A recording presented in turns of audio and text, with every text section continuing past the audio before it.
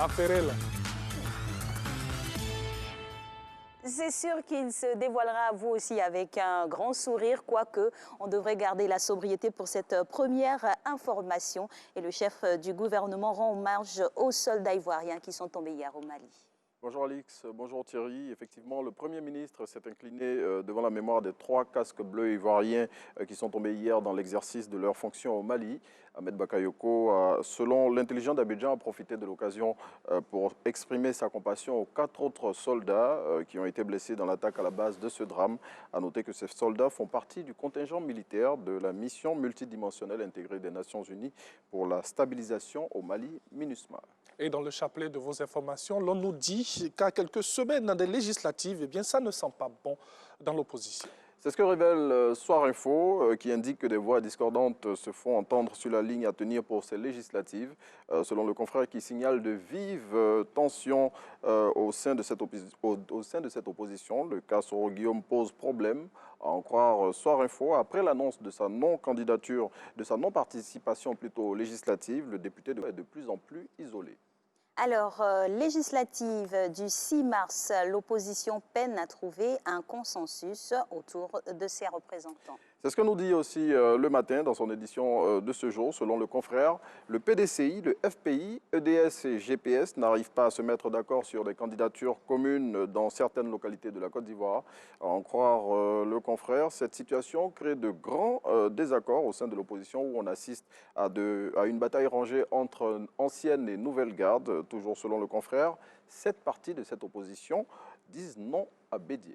Et justement, on s'intéresse à ces 7 partis de l'opposition qui sont en désaccord avec leur père.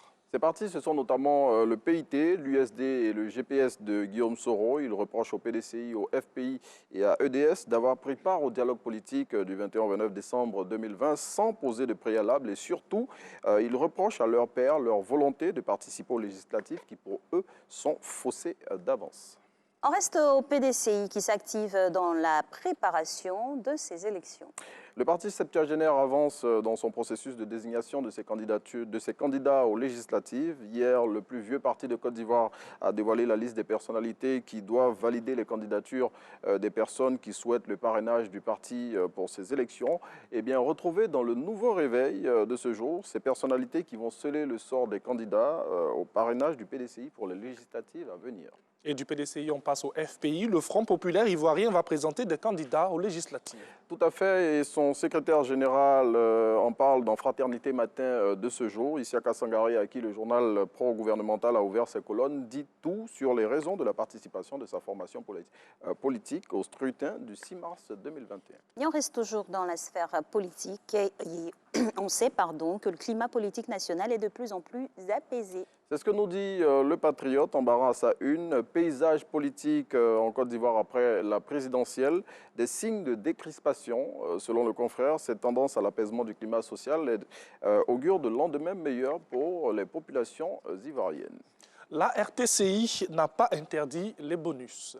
C'est ce qu'a déclaré hier le directeur général de l'autorité de régulation des télécommunications de Côte d'Ivoire au cours d'une rencontre qu'il a eue avec des associations de consommateurs.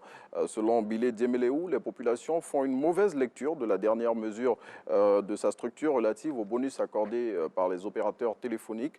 Le premier responsable du secteur de la régulation du secteur des télécommunications a profité de cette occasion pour apporter des éclairages sur le montant de 5 millions de francs CFA qui est désormais exigé aux entreprises de livraison. Retrouvez donc toutes les explications du DG de la RTCI sur ces sujets qui animent tous les débats actuellement. Tout à fait, et ce sujet saisit les esprits de plus en plus. Nous, on serait vraiment preneurs pour une explication aux téléspectateurs sur le plateau de Matin Bonheur.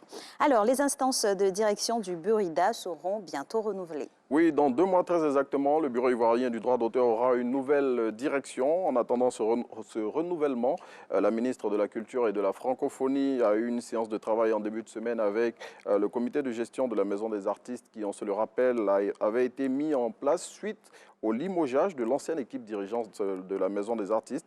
Et au cours de cette rencontre, l'expression révèle que Raymond Goudou Kofi a demandé des comptes à l'actuel DG et à son équipe.